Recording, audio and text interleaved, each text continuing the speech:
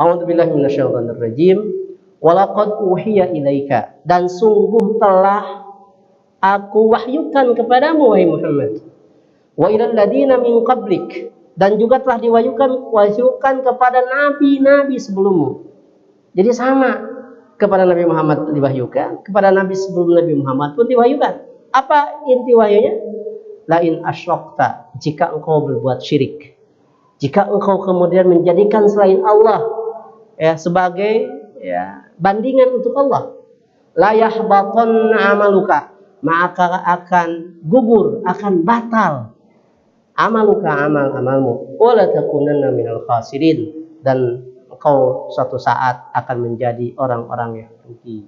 Jamaah sekalian, punya amal saja kalau syirik rugi, apalagi kalau kemudian kita tidak punya amal. Ya, kita kan merasa banyak kurang di sana sini ya.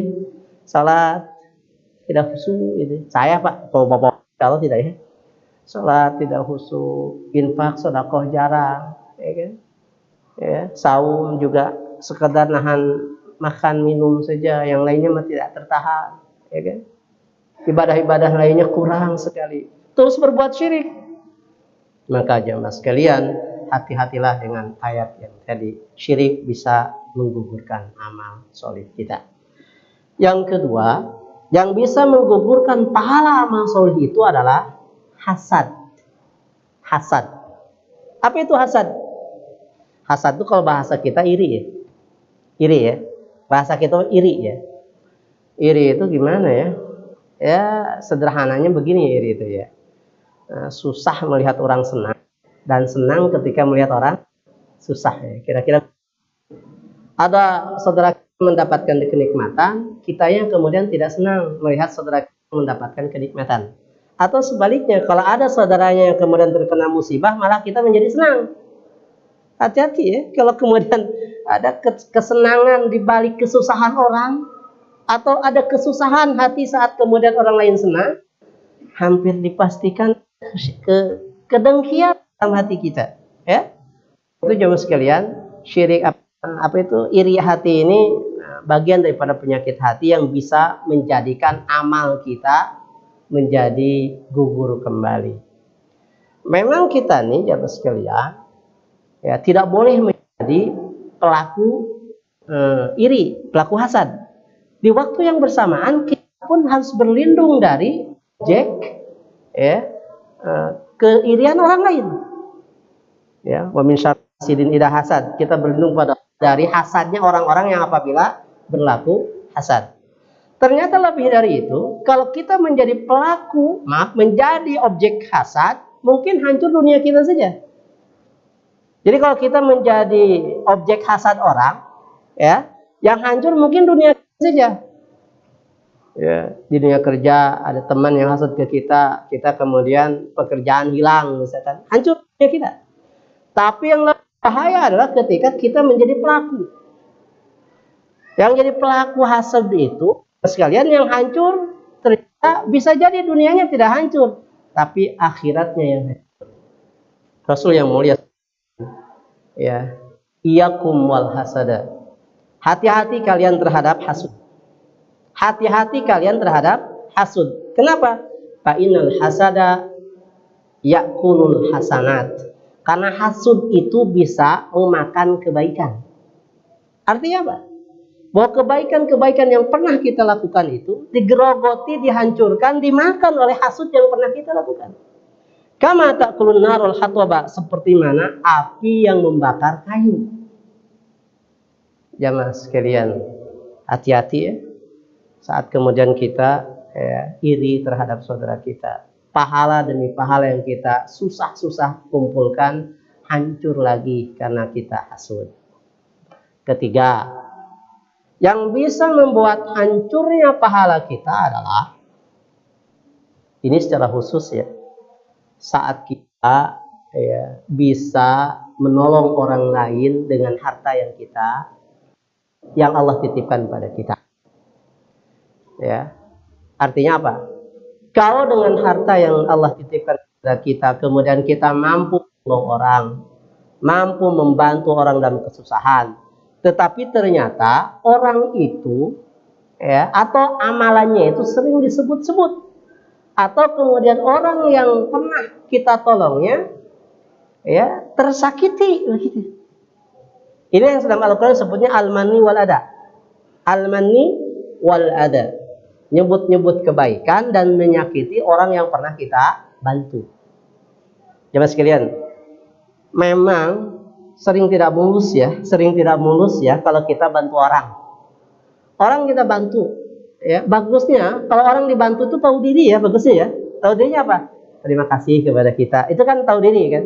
Kemudian baiklah pada kita. Tapi saat kemudian dibantu, orang kemudian malah jelek kepada kita, ya gitu ya. Bahkan kemudian ya, jangankan usaha untuk berbuat kepada kita, malah kemudian dia bukan kejelekan kepada kita. Enaknya tuh memang kita balik-balikin begitu ya. Kamu nih kalau tidak bantu kamu tidak jadi orang loh. Kan enaknya begitu ya. Kamu nih kalau tidak saya bantu kamu belum tentu sebaik begini gitu. Tapi hati-hati, bahasa itu bisa nyakiti orang yang pernah kita bantu. Dan saat kemudian terbantu, orang yang terbantu disakiti semacam itu, hati-hati dengan ayat yang Allah sebutkan dalam surah Al-Baqarah 265 kalau nggak salah ya. Allah firmankan, ya ayyuhalladzina amanu la tubtilu shadaqatikum bil manni wal adha. Wahai orang yang beriman, jangan kau batalkan ulang sedekahmu dengan al-manni, dengan nyebut-nyebut, wal adha, dan nyakiti orang yang pernah dibantu. Gitu ya. Jadi kalau sudah jadi amal solih, mendingan kita stop dan lupakan saja. Mungkin dalam bab ini ya, amal soleh itu kerjakan lalu lupakan, kerjakan lalu lupakan, kerjakan lalu lupakan, itu saja. Jangan kemudian kita mengingat-ingat yang pernah amal soleh yang pernah kita lakukan. Ya, sebab kalau kemudian dengan amal soleh yang pernah kita lakukan suka ada syahwat kalam kita. Ya, ini masjid kalau tidak saya bantu nggak jadi loh, gitu ya. Akhirnya kemudian hati-hati istighfar. Sayang sekali ya, susah-susah kita bikin amal solehnya, kita suka kemudian lisan kita ya terpeleset dengan bahasa-bahasa itu. Ya, lihat ada orang yang pernah dibantu dan kemudian kita hari ini sukses. Dia sukses dulu, nggak tahu aja dulu pernah saya bantu. Jemaah sekalian, ya semoga kemudian kita terhindar dari yang nomor 3 ini. Jangan menyebut-nyebut kebaikan dan kemudian menyakiti orang yang pernah kita bantu. Terakhir, ya udah terakhir nih ya, udah terakhir jadi nggak lama lah insya Allah ya. Yang keempat, perkara yang bisa membatalkan ulang pahala kita, pahala amal soleh kita adalah zalim. Zalim. Zalim di sini maksudnya? Zalim itu lawan katanya adil. Zalim itu lawan kata adil. Kalau adil itu watu syai fi mahillihi atau fi mahilliha, ya, menempatkan sesuatu pada tempatnya, itu adalah adil. Lawan adil adalah zalim. Watu syai fi ghairi mahilliha, menempatkan sesuatu di bukan tempatnya, itu zalim. Zalim ini bentuknya banyak jemaah sekalian. Zalim itu bentuknya banyak. Pokoknya, begitu mungkin pokoknya ya. Kalau kita melakukan yang bukan peruntukan kita, itu zalim. Ngambil hak orang lain zalim. Ya kan? Kenapa? Karena bukan hak kita. Hak apa saja, banyak haknya. Mungkin hak kan? Mungkin hak hidup. Kan semua orang punya hak itu. Ya. Orang baik kemudian ya dibikin sedemikian rupa, ya, dibikin opini yang kemudian dia jadi jelek gitu ya. Maka itu juga, maka zalim itu banyak sekali bentuknya. Nah, jemaah sekalian, mari kita lihat ada sebuah hadis yang berkaitan dengan zalim ini.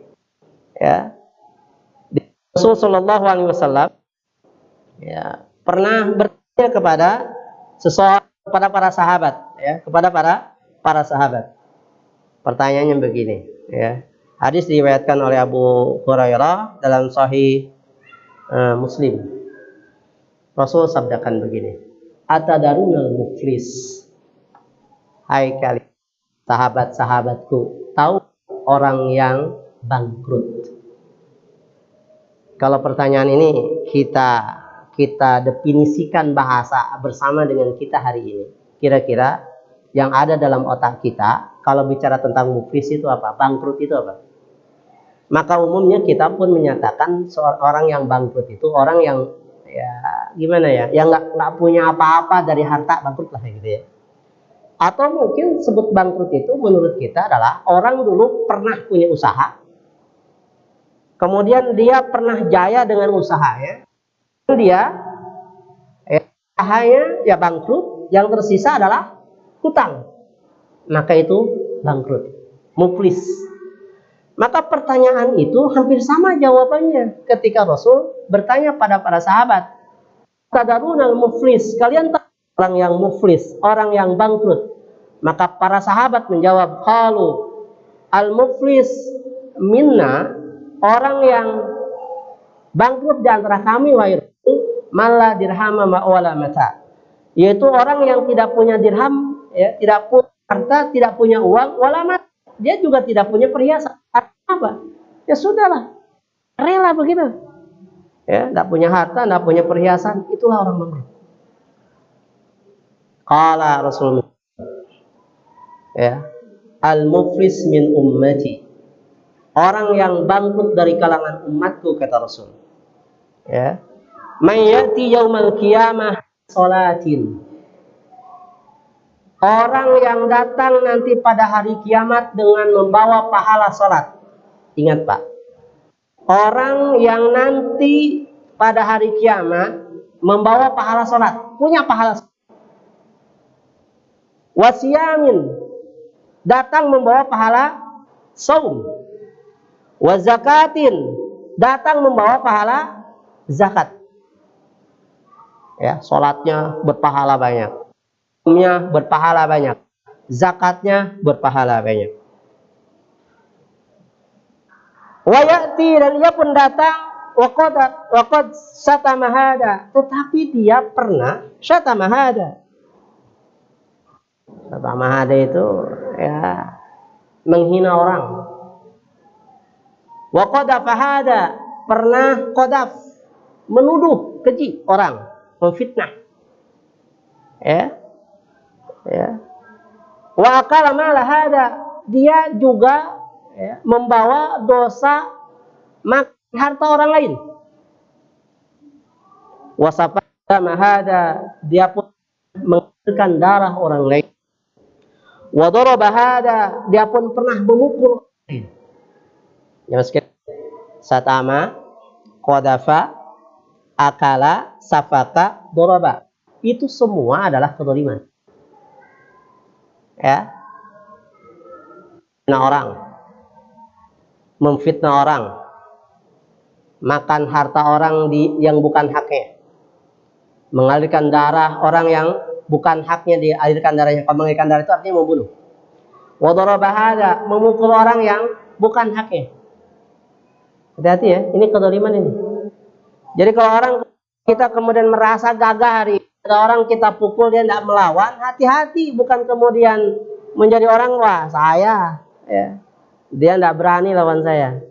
Ya, ingat, kalau dia tidak membalas itu bukan berarti kemudian kita jadi pemenang. Dia mungkin mencari selamat. Selamatnya apa? Nggak apa-apa, silakan saja. Nanti tinggal saya akan ambil kebaikan kamu nanti pada hari kiamat. Kenapa? Karena hadisnya begini. Bayu tohada min hasanati, kemudian akan dipindahkan dari kebaikan-kebaikan orang tadi. Wahada min hasanatihi, dan ini kembali kepada kebaikannya pada orang lain. Maksudnya begini, kebaikan yang dibawa oleh kita dari saum, dari sholat, dari zakat kita, kalau kita melakukan dosa kedoliman, orang yang pernah ya kita hina, kebaikan kita diberikan pada orang yang pernah kita hina. Orang yang pernah difitnah oleh kita, kebaikan kita dipindahkan oleh Allah kepada orang yang pernah difitnah. Orang yang pernah ditumpahkan darahnya alias dibunuh, dipindahkan kebaikan kita pada orang yang telah dibunuh itu. Ya, orang yang kemudian pernah dipukul, ya, kebaikan kita akan diberikan kepada orang yang pernah dipukul oleh kita. Akhirnya kemudian apa? Ya. Wa yutahada min hasanatihi fa in buniyat hasanatuhu qabla ayyuqdama alaih. Kalau kemudian habis kebaikannya sebelum semua terbagikan, itu orang itu belum terberikan kebaikan kita sudah habis. Apa yang dilakukan? Maka Allah akan pindahkan dosa-dosa orang yang pernah didolimi itu kepada kita. Akhirnya, asalnya kita membawa kebaikan banyak, hari ini menjadi membawa dosa yang banyak. Jamaah sekalian, hati-hati dengan hal itu. Ya, dolimi ini ternyata adalah perkara Allah tidak sukai. Tidak sukai. Sampai-sampai kalau ada orang didolimi, tidak membalas kedoliman kita, ternyata di akhirat nanti ada hitung-hitungannya. Jadi bagusnya begitu ya, kalau ada orang ya kita dolimi, kalau dia membalas, selesai sebenarnya. Kita sudah tidak lagi akan dihisab nanti. Tapi yang khawatir itu adalah kalau kemudian ada orang kita dolimi, dia diam saja, harapannya biarin saja, nanti akan tuntut dia di hadapan Allah pada hari kiamat. Tuntutannya apa? Diambil pahalanya atau dipindahkan dosa saya kepada orang yang mendolimi saya. Jamaah sekalian, 4 hal yang harus kita waspadai supaya kita tidak menjadi orang yang membatalkan kembali pahala amal kita. Saya kira itu saja yang bisa disampaikan. Mohon maaf bila ada bahasa yang pas. Aku qouli hadza wa astaghfirullaha lakum. Wassalamualaikum warahmatullahi wabarakatuh. Sallu